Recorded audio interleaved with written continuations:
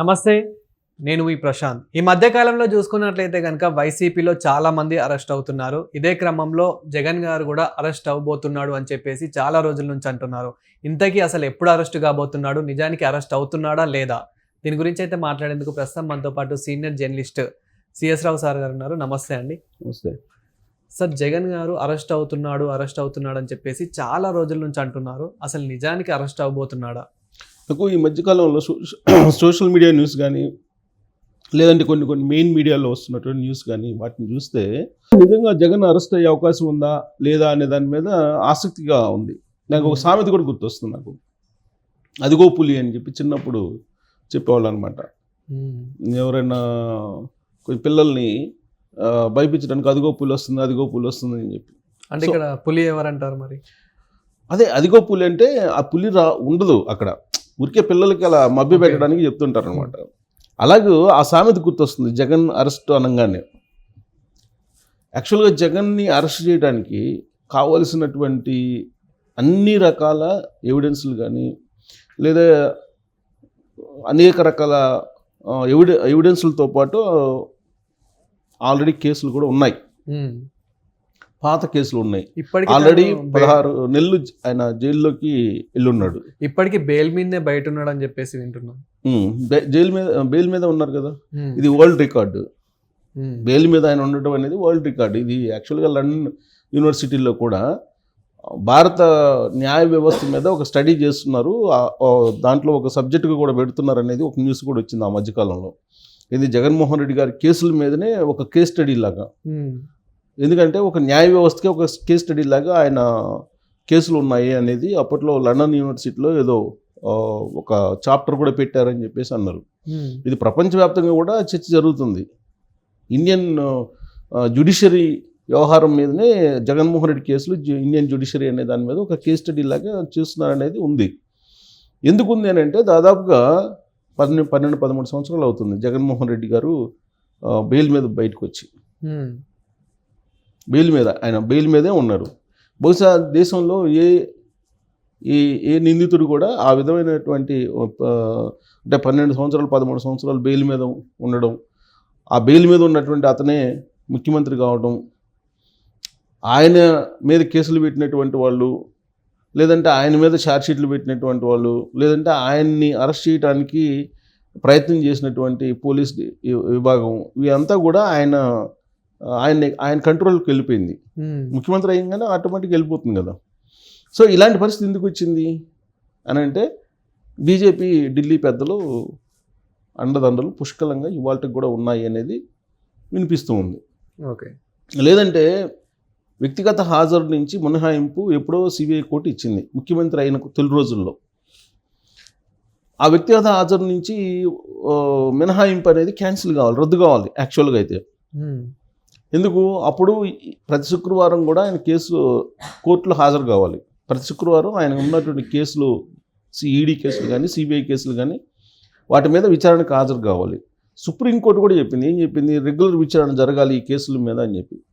దేశవ్యాప్తంగా ప్రజాప్రతినిధుల మీద ఉన్నటువంటి ఆర్థిక క్రిమినల్ కేసులు ఏవైతే ఉన్నాయో వాటి మీద రెగ్యులర్ విచారణ జరపాలని చెప్పి సుప్రీంకోర్టు ఆదేశించింది. దాదాపు 3-4 సార్లు ఆదేశించినట్టుంది ఇప్పటికే. దాంట్లో భాగంగా ఇప్పుడు జగన్మోహన్ రెడ్డి గారి కేసు కూడా రెగ్యులర్ విచారణ జరగాలి. కానీ అసలు కోర్టుకే అటెండ్ కావట్లేదు జగన్మోహన్ రెడ్డి గారు. కొన్ని విచిత్రమైనటువంటి పరిణామాలు. అదే నేను లేకపోతే మీరు సామాన్యుల్లో ఎవరన్నా అయితే కనుక కోర్టుకు హాజరు కాకపోతే ఒప్పుకుంటారా? అసలు నా మీద ఎలక్షన్కి ముందు ఒక కేసు పెట్టారు జగన్మోహన్ రెడ్డి గారి హయాంలోనే. 41A notice ఇచ్చెళ్ళారు. ఇచ్చెళ్ళిన తర్వాత దానికి సంబంధించి కేసు ఫైల్ చేశారు. కేసు ఫైల్ చేసిన తర్వాత కోర్టుకు పెట్టారు. కోర్టు నాకు సమన్స్ పంపిస్తుంది. ఇది అది మామూలు చాలా చిన్న కేసు. అది అసలు కేసే కాదు యాక్చువల్గా. కేసు ఫైల్ చేశారు. మరి జగన్మోహన్ రెడ్డి గారు హాజరు కావట్లే కోర్టులో. వ్యక్తిగత హాజరు నుంచి మినహాయింపు ఉంది ఇన్ని సంవత్సరాల పాటు. మరి ఎందుకు కోర్టులు వ్యక్తిగత హాజరుకు రమ్మంటలేదు, ట్రయల్కి రమ్మంటలేదు జగన్మోహన్ రెడ్డి గారిని అనేది అది విచిత్రమైనటువంటి పరిణామం ఎవరికైనా. ఈవెన్ లా స్టూడెంట్స్ అప్పుడప్పుడు నాకు కలుస్తుంటారు. లా స్టూడెంట్స్ కానీ తర్వాత ఈ ప్రాక్టీస్ చేసేటువంటి అడ్వకేట్స్ కానీ కలిసినప్పుడు కూడా నేను అడుగుతుంటాను వాళ్ళని, ఏంటి అసలు అని అంటే అంతా ఢిల్లీ వ్యవహారం అదంతా, దాన్ని మనం ఏం చేయలేమని చెప్పి అంటూ ఉంటారు. ఉమ్, అంటే యాక్చువల్గా వ్యక్తిగత మినహాయింపు ఎందుకు వచ్చింది? ముఖ్యమంత్రి అయ్యారు ఆయన 2019లో. ప్రతి శుక్రవారం నేను హాజరు కావడానికి ఖర్చుతో కూడుకున్నటువంటి వ్యవహారం, భద్రతతో కూడుకున్నటువంటి వ్యవహారం, కాబట్టి నాకు వ్యక్తిగత మినహాయింపు ఇవ్వండి అని చెప్పి అడిగారు. అడిగితే ఆ రోజు కోర్టు పర్మిషన్ ఇచ్చింది. ఇప్పుడు మరి ముఖ్యమంత్రి కాదు కదా, పోనీ ప్రతిపక్ష నేత కూడా కాదు కదా, ఎమ్మెల్యేనే కదా, మరి ఎందుకు అటెండ్ కావట్లేదు? కనీసం అటెండ్ కమ్మని చెప్పి కోర్టు కూడా అడగట్లేదు. విచిత్రమైన పరిణామం ఏంటంటే సిబిఐ కూడా పిటిషన్ వేయట్లా. అంటే ఇక్కడ ఎవరిది సపోర్ట్ ఉందంటారా? ఇప్పుడు సిబిఐ పిటిషన్ వేయాలండి, వ్యక్తిగత మినహాయింపు పొందారు జగన్మోహన్ రెడ్డి గారు, కాబట్టి వ్యక్తిగత మినహాయింపుని రద్దు చేయండి అని చెప్పి సిబిఐ కోర్టులో వాళ్ళు పిటిషన్ వేయాలి. వాళ్ళు పిటిషన్ వేయాలంటే ఎవరు వేయాలి? ప్రాసిక్యూషన్, గవర్నమెంట్ తరఫు నుంచి ప్రాసిక్యూషన్ వేయాలి. వాళ్ళు ఎవరి ఆధ్వర్యంలో ఉంటారు? సిబిఐ లేదంటే ఈడీ అనేది కేంద్ర హోంశాఖ పరిధిలో ఉంటుంది. ఎవరు అవునన్నా కాదన్నా కానీ కేంద్ర హోంశాఖ ఏది చెప్తే అది వాళ్ళు చేయటానికి అవకాశాలు ఉన్నాయి, ఏ ప్రభుత్వం ఉన్నా కానీ. సో కాబట్టి ఆ వెసులుబాటును ఒక దాన్ని తీసుకొని జగన్మోహన్ రెడ్డి గారు ఇప్పుడు వ్యక్తిగత హాజరు నుంచి మినహాయింపు కంటిన్యూ చేస్తున్నారు అనేది ఒకటి. ఇప్పుడు ఆయన మీద అనేకమైన కేసులు ఉన్నాయి, అది నిజమా అబద్ధమా అనేది ముందు తేల్చాలిగా. ఇప్పుడు వైఎస్ఆర్ కాంగ్రెస్ పార్టీ వాళ్ళు ఏమంటున్నారు? ఆయన మీద ఆరోపణలు తప్ప నిజాయితీపరుడు ఆయన కడిగిన ముత్యంలాగా బయటకు వచ్చేస్తారని వాళ్ళు అంటున్నారు. అదేమో ఏమన్నా విమర్శలు ఆరోపణలు చేస్తే కోర్టులో ఉన్నప్పుడు మీరెట చెప్తారని చెప్పేసి అందరూ అంటూ ఉంటారు. ఆయన ఏంటి దాదాపు 30,000 కోట్ల రూపాయలు ఫ్రాడ్కి పాల్పడ్డారు, 30,000 కిట్ పోక కింద అని చెప్పి ఆ కేసులు, ఈడీ కేసులు కానీ సిబిఐ కేసులు కానీ సుమారుగా ఉన్నాయి. అసలు ఆ కేసు కింద బెయిల్ మీద ఉన్నారు.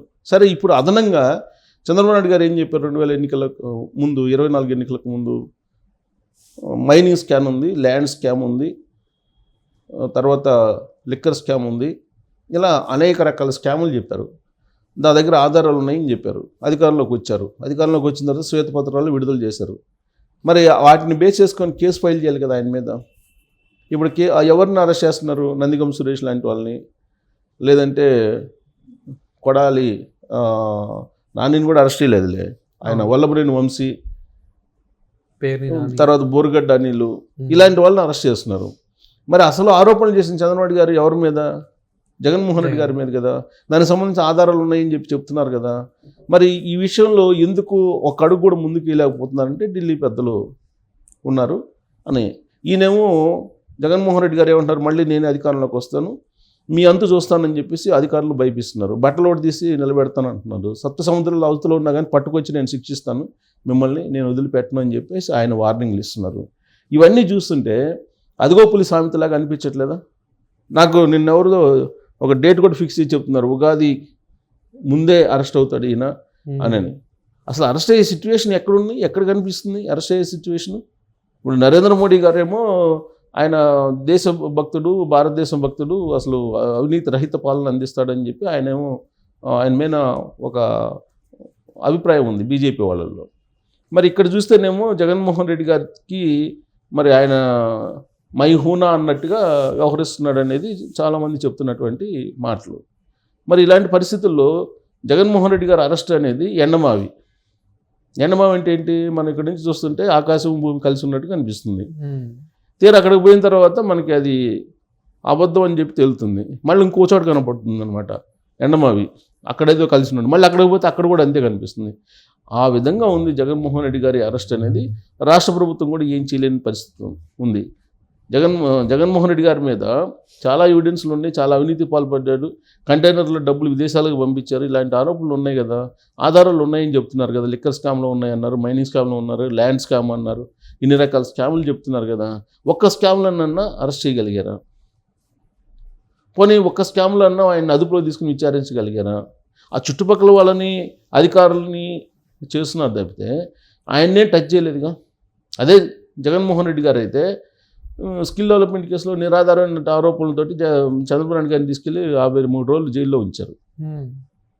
మరి ఆ స్థాయి సాహసం మరి చంద్రబాబు నాయుడు గారు చేయలేకపోతున్నారంటే అర్థం ఏంటి? ఢిల్లీలో మొత్తం వ్యవహారం నడుస్తుంది. మరి ఆ ఢిల్లీ వ్యవహారం అందరికీ తెలిసిందే. వాళ్ళు జగన్మోహన్ రెడ్డి గారిని అరెస్ట్ చేపిస్తారా, లేదంటే అరెస్ట్ చేయటానికి అడ్డుపడకుండా ఉంటారా అని అంటే ఇప్పుడున్నటువంటి పరిస్థితుల్లో జగన్మోహన్ రెడ్డి గారిని వాళ్ళని వదులుకునే పరిస్థితి లేదు అనేది కొంత ఢిల్లీ వర్గాల నుంచి అందుతుంది. కాబట్టి ఇదంతా అదుగోపులి, ఎండమావి ఇలాంటి అన్నింటినీ ఉదాహరణ చెప్పుకోవచ్చు ఆయన అరెస్ట్ మీద. Thank you sir. Thank you.